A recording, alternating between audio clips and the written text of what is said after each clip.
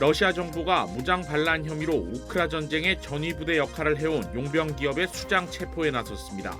이런 가운데 보복을 선언한 용병들이 러시아로 진격하며 갈등이 전면 충돌 양상으로 치닫고 있습니다. 폰타나에서 20대 여성이 5세 아이를 납치한 혐의로 체포됐는데 이 여성의 집에서 납치된 또 다른 아이가 발견됐습니다. 뉴햄피셔에서는 하원의원을 지냈던 남성이 아동 성학대 이미지를 유포한 혐의로 체포됐습니다. 차로 경찰차를 들이받고 경관에게 총격을 가하는 등 경찰을 향한 아찔한 공격 순간이 연이어 화면에 포착됐습니다. 중국에서 제조된 아기상어 캐릭터 장난감 750만 개가 안전상의 이유로 전량 리콜됩니다. 구글이 자신을 비밀리에 고문한다고 생각한 남성이 구글 뉴욕 본사 근처 건물에 차를 몰고 돌진해 3명이 다쳤습니다.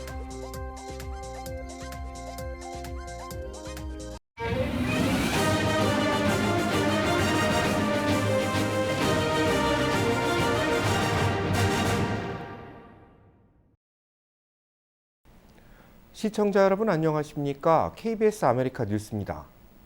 러시아 정부가 무장 반란 혐의로 용병그룹 수장을 체포하라는 명령을 내렸습니다.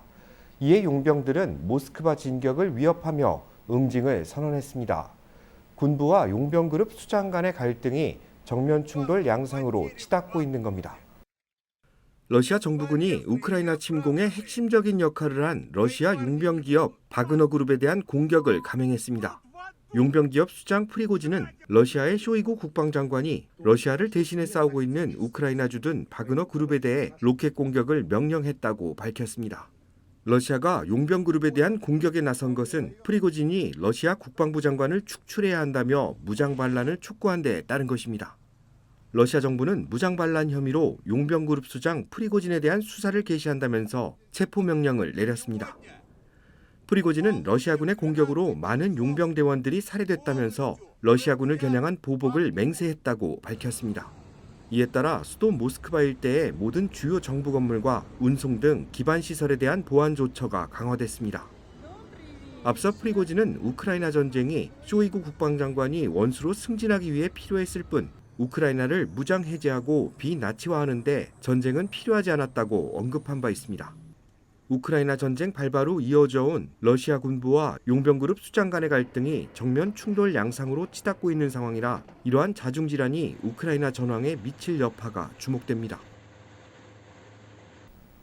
법무부 장관이 마약성 진통제인 펜타닐 원료의 불법 유통에 관여한 중국 기업과 중국 국적자들을 기소했다고 밝혔습니다.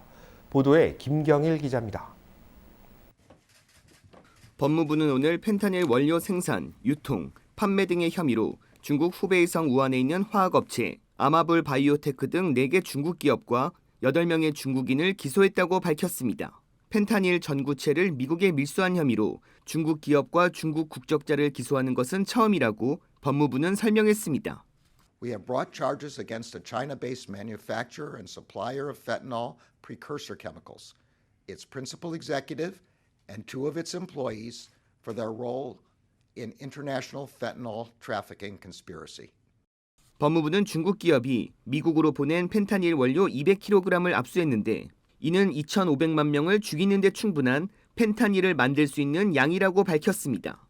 또 이번 기소는 중국 판매책에게 접근한 마약 단속국 DEA 비밀정보원들이 펜타닐 원료 200kg 거래에 성공하면서 중국 업체와 마약 판매책 2명을 체포할 수 있었다고 덧붙였습니다.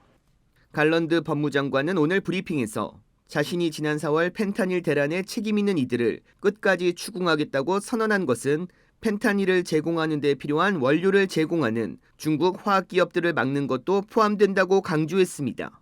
또한 중국의 화학, 제약회사가 펜타닐 마약 제조와 유통을 하는 것을 중국 정부가 막도록 조치해 줄 것을 강력히 촉구한다고 밝혔습니다. KBS 뉴스 김경일입니다. 20대 여성이 5살 아이를 납치한 혐의로 체포됐는데 이 여성의 집에서는 납치된 또 다른 아동이 발견됐습니다. 박시몬 기자입니다. 2명의 어린이를 납치한 20대 여성이 체포됐습니다. 어제 오전 9시 폰타나 경찰국은 5세 아동의 실종 신고를 접수받았습니다. 수사를 진행한 경찰은 유력 용의자인 24세의 여성 알렉시스 곤잘레스를 찾아가 자택을 수색했습니다. 경찰은 그곳에서 또 다른 아이를 발견했고 이후 곤잘레스를 찾아 체포에 성공했습니다. 곤잘레스는 이미 3주 전 아동 유괴와 관련해 체포영장이 발부된 상태였습니다. 경찰은 사건을 수사 중인 관계로 아이들의 건강 상태 등 더 이상의 자세한 내용은 공개하지 않고 있습니다. 아동 성학대 이미지를 유포한 전 뉴햄프셔 하원 의원이 기소됐습니다. 최초의 트랜스젠더 출신 의원인 스테이시 로토는 자신이 일하던 타가소에서 3세부터 5세 사이의 아동들의 노출 사진 등을 배포하다 덜미를 잡혔습니다. 로토는 지난 2022년부터 지금까지 근무하는 동안 아이들의 누드 사진을 찍어 가까운 지인에게 전송해왔고 이를 뒷받침할 만한 증거로 2,500개가 넘는 문자 메시지를 보낸 기록이 나왔습니다. 어제 체포된 로토는 오늘 법정에 섰으며 법원은 로토니 대중에게 위협을 초래할 수 있어 구금을 명령했습니다. 로토는 이외에도 병원에 폭탄 위협을 가한 혐의로 유죄 판결을 받은 바 있으며 스토킹 혐의와 신용카드 사기 전과도 있는 것으로 드러났습니다. 로톤의 다음 재판은 다음 주 수요일에 열릴 예정입니다. KBS 뉴스 박시몬입니다. 차로 경찰차를 들이받고 경관에게 총격을 가하는 등 경찰을 공격하는 순간이 화면에 포착됐습니다. 보도에 윤범수 기자입니다. 이스턴과 사우스 플로렌스가 만나는 교차로. 하얀색 SUV 차량이 거리를 통제하려는 경찰 차량을 따라오더니 그대로 운전석 쪽을 들이받습니다. 내리려다 다시 타는 SUV 운전자. 급 후진을 하더니 다시 한번 경찰차를 공격합니다. 세 번째 충돌 직후 이번에는 마치 도움닫기를 하듯 더 멀리 후진한 뒤 맹렬하게 돌진합니다. 생명의 위협을 느낀 경찰이 20발에 달하는 총격을 가했고 급 후진을 하며 피하던 차량이 조금씩 힘없이 멈춰섰습니다. 경찰은 SUV 차량이 새벽 시간대 교차로를 과속으로 돌며 점거하다 사고를 내 출동했다고 밝혔습니다. 경찰의 총에 맞은 용의자와 차량 공격을 당한 경관 모두 병원으로 후송됐는데 생명에는 지장이 없는 것으로 알려졌습니다. 한 주택가에서 수상한 차량을 정차시킨 경찰. 차를 향해 걸어가는데 운전석 유리창이 열리는 모습이 보입니다. 517, I'm hit. He went southbound 21st Avenue. 왼쪽 다리에 총상을 입은 경관은 달려온 동료 경관이 급히 지혈을 해주는 와중에도 용의자 정보를 전달합니다. It's gonna be a Hispanic male. Yeah. White shirt, black baseball cap. Look, early to mid-20s. 얼마 지나지 않아 포착된 용의자는 경찰과 교전 끝에 사살됐고 총에 맞은 경관은 현재 회복 중인 것으로 알려졌습니다. 숨진 올해 29살의 루이스 보르하는 범죄에 연루된 수배자였는데 5살 어린 동생의 신분증을 들고 다니며 단속을 피해왔던 것으로 확인됐습니다. KBS 뉴스 윤범수입니다. 아기상어 캐릭터 장난감이 전량 리콜됩니다. 안전상의 이유입니다. 핑크퐁 아기상어 캐릭터가 적용된 완구 750만 개가 리콜됩니다. 수영하는 로보 얼라이브 아기상어라는 이름을 가지고 있는 이 완구는 전량 중국에서 생산됐습니다. 크기는 둘로 나뉘는데 시중에 유통된 제품은 풀사이즈 650만 개, 미니 사이즈 100만 개 수준입니다. 이 완구는 아이들의 목욕용으로 개발됐습니다. 제조사 측은 아기상어 완구 위에 어린이가 앉거나 넘어지면서 지느러미 부분에 찔려 상처를 입었다는 신고가 12건 접수됐고 이 중 9건은 상처 부위를 꿰매는 수준의 치료를 받았다고 전했습니다. 미니 사이즈 완구의 경우 보고된 부상자가 없지만 제조사 측은 안전상의 이유로 전량 리콜할 계획이라고 발표했습니다. 이 완구는 월마트와 CVS, 타겟 등 오프라인 유통업체는 물론 아마존 등 온라인 유통업체를 통해서도 판매된 것으로 확인됐습니다. 제조사 측은 완구 사용을 즉시 중단할 것을 권고하며 유통사 측에 환불을 요청할 수 있다고 전했습니다. 구글이 자신을 비밀리에 고문한다고 생각한 남성이 차량을 타고 뉴욕 구글 본사 인근 건물로 돌진했습니다. KBTV 김은지 기자입니다. 34세 우버 운전사 제이슨 비트는 맨해튼에 있는 구글 본사 근처에서 자신의 차량을 끌고 인도를 침범해 12세 소녀와 47세, 50세 여성과 부딪혔습니다. 그는 이어 구글 본사로부터 2블럭 떨어진 15층 규모의 유리 건물과 충돌했습니다. 사고 현장 영상에 따르면 사고 차량 옆에 구글이 나를 고문했다라는 문구가 적힌 표지판, 그리고 하나 이상의 가스통과 약병 등이 놓여 있습니다. 그는 수년 동안 구글이 자신의 모든 기기에서 갑자기 밝은 성광을 노출해 자신을 고문하고 있다고 주장한 바 있습니다. 비튼의 페이스북 페이지에는 구글이 자신을 신체적, 정신적으로 고문했다라고 말하는 게시물이 수년에 걸쳐 올라와 있습니다. 2021년 12월에는 구글은 거의 4년 동안 보안 업데이트를 하지 않고 안드로이드 시스템 전체에서 누군가를 고문해도 괜찮다고 생각하는 것 같다라는 게시물을 올렸고, 2020년 7월에는 구글의 사이버 범죄에 대한 고소를 제기하기 위해 뉴욕 경찰 20지구대 밖에 나타난 자신의 동영상과 함께 미국은 타락했다라고 적었습니다. 그는 헌법은 빅테크 기업에 의해 훼손됐다. 뉴욕 경찰은 사회 통제를 위해 인공지능을 사용하면서 왜 주변은 돌아보지 않는가라고 덧붙였습니다. 2019년에는 구글이 자신의 기기를 통해 은밀하게 접근해 상해를 입혔다며 브루클린 대법원에 구글을 상대로 고소장을 제출하기도 했습니다. 소장에 따르면 비튼은 극심한 광공포증 진단을 받았으며 고문으로 인해 두통과 안구 통증, 척추 통증 등으로 병원을 여러 번 방문했다고 명시했습니다. 당시 비튼의 고소는 최종 기각됐습니다. 한편 비튼은 지난 2009년 아파트 안에서 흉기로 어머니를 살해하겠다고 협박한 혐의로 체포돼 정신과 진단을 받은 바 있다고 뉴욕포스트는 전했습니다. KBTV 뉴스 김은지입니다. 워런 버핏 회장이 주식 29억 달러를 자선단체에 기부했습니다. 지금까지 누적된 기부금은 370억 달러에 달합니다. 버핏은 자신이 죽을 때까지 전 재산을 기부하겠다는 공언에 따라 지난 2006년부터 매년 거액을 기부하고 있습니다. 올해 할당된 기부금의 80%를 받은 곳은 빌 게이츠 부부가 설립한 비영리 재단으로, 이 기관은 빈곤 퇴치와 교육기회 확대 등을 위해 기금을 사용할 계획입니다. 매년 통큰 기부를 실천하고 있는 버핏 회장은 여전히 세계 최고 수준의 부자 명단에 올라 있습니다. 포브스 집계 기준 버핏 회장의 자산은 714억 달러로 세계에서 7번째 부자입니다. 지금까지 누적 기부금은 370억 달러, 원화로 44조 3천억 원에 달합니다.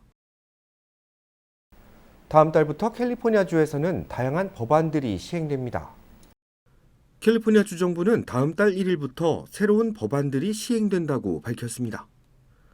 먼저 총기 제조상과 판매상이 제품 판매를 목적으로 마케팅 활동을 하거나 불법 광고를 게재할 수 없는데, 이를 어길 경우 주민들이 판매상을 상대로 소송을 제기할 수 있습니다. 형기를 마친 출소자가 4년 동안 재범을 일으키지 않은 경우 기존 전과 기록이 봉인됩니다.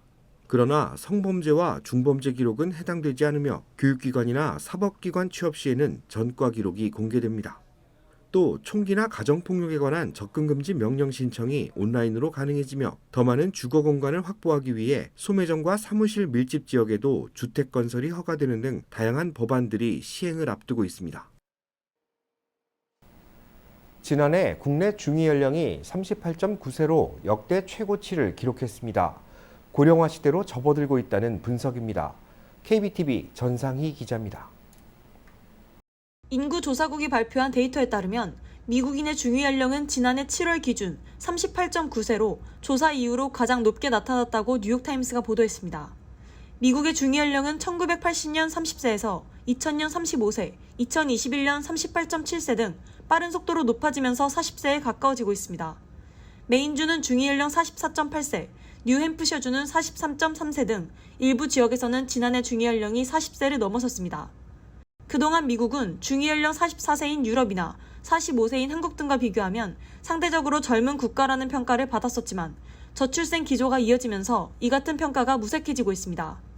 세계적 경기 침체가 시작된 2007년 이후 미국의 출산율은 그 이전 세대에 비해 낮은 수준에 머물러 있으며, 특히 코로나19 팬데믹 시기였던 2020년 12월에는 캘리포니아 등 28개 주에서 태어난 아이 수가 전년 동기 대비 7.2%나 감소했습니다. 전문가들은 저출생 심화와 중위 연령 상승이 전 세계적 추세라며 이는 선진국 출신 밀레니얼 세대 여성이 20대부터 교육과 일을 우선시하면서 늦게 결혼하고 자녀를 적게 낳는 경향을 보이는 데 따른 결과라고 설명했습니다. 이와 함께 미국으로 오는 이민자 유입이 이전만 못한 것도 중위 연령 상승에 영향을 미쳤습니다. 미국의 이민자들은 대부분 자녀 계획 세우기에 적절한 성인 나이대에 미국으로 건너오고 미국 태생자보다 자녀를 더 많이 두는 경향이 있어 중위 연령을 낮추는 데 기여해왔습니다. 이민자 유입은 코로나19 팬데믹 기간 바닥을 쳤다가 회복세이기는 하지만 2016년 이후 전반적으로 둔화하고 있다고 NYT는 지적했습니다. KBTV 뉴스 강정민입니다. LA시가 소상공인들에게 부과되는 각종 세금을 완화하고 사업체 신청 절차를 간소화할 방침이라고 밝혔습니다. 이 같은 움직임은 어제 캐런 베스 LA 시장이 서명한 행정명령에 따른 것으로 소상공인들이 보다 간편하게 사업체를 이끌 수 있도록 돕기 위함입니다. LA시는 먼저 비즈니스 지원 위원회를 구성해 소상공인들에게 필요한 정책을 수립한다는 계획입니다. 위원회는 사업에 필요한 각종 수수료를 검토해 이를 완화시키고 사업체 승인 과정 기간을 단축할 수 있는 방법을 모색할 예정입니다. 이 같은 과정에는 앞으로 3개월 정도가 소요될 전망인데 정책이 본격화되면 식당과 주류 판매 허가에 필요한 시간도 획기적으로 단축될 전망입니다. 올해로 50회를 맞은 LA 한인축제가 보다 안전한 환경에서 치러질 예정입니다. 오늘 오전에 열린 축제재단 정기이사회에선 안전한 축제를 만들기 위해 예산을 늘리는 안건이 통과됐습니다. 올해 LA 한인축제는 역대 최대 규모로 지난해 270개 부스보다 24개 부스가 더 늘어난 294개의 부스가 자리합니다. 이 중 239개의 자리가 이미 예약을 마쳤습니다. 올해는 서울과 강원도에 특별관이 신설되고 안동탈춤 등 각 지자체들의 다양한 볼거리도 선보입니다. 또 총기 사건 등 방문자들의 두려움을 해소하기 위해 현직 경찰 등 50여 명을 축제 현장에 배치할 계획입니다. 비번 경찰 그리고 퇴직 경찰들이 해야만이 부상사가 안 일어납니다. 그 자체 즉시 대응을 하고 다 하기 때문에 아마 굉장히 안전한 축제가 되리라고 저는 생각하고 있습니다. 그래서 경비는 조금 오릅니다. 축제재단 이사회는 무대를 장식할 한국 연예인으로 남진, 이무진, 미스 A, 양수경, 박미경 씨 등 16팀과 협의 중으로 다음 정기 이사회에서 발표할 예정이라고 밝혔습니다. 이야기를 하고 있습니다. 그래서 한 주간 증권 상황을 돌아보고 다음 한 주를 전망하는 주간 증시 브리핑 시간. 아티스 캐피탈 김재환 대표 나오셨습니다. 안녕하세요. 네, 안녕하십니까.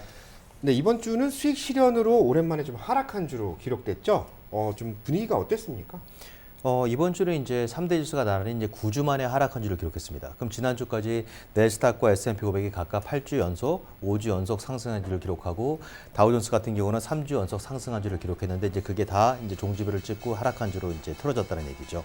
그리고 이제 어떻게 보면은 다우존스는 지난주 금요일 날에 개장 초에 6개월 최고치를 찍고 나는 오늘까지 무려 5일 연속 떨어졌습니다. 그러니까 올해 들어서 다우존스가 5일 연속 떨어진 적이 몇 번 있었는데 지금 이제 이번 주도 다우존스가 이제 5일 연속 하락을 하면서도 어떻게 보면은 3대 지수가 거의 비슷한 수준으로 떨어지긴 했습니다. 일단 뭐 내스닥이 1.4%, S&P 500이 1.3%, 그리고 다우존스가 1.6%를 떨어지면서는 근소한 차이로 조금 더 하락하긴 했는데 여기서 이제 중요한 건 뭐냐면은 다우존스가 이제 이번 주 1.6%를 하락하면서 3주 연속 올랐던 거에 절반 정도를 없애버렸습니다. 그러면은 3주 동안 반등했던 내스닥의 반등세가 예를 들어서 뭐 실패한 반등, 뭐 데드캣 바운스로 끝날 위기에 어떻게 보면 좀 직면했다고 볼 수 있는 거죠. 네, 파월 의장의 말에 추가 금리 인상이 또 거론되고 있죠.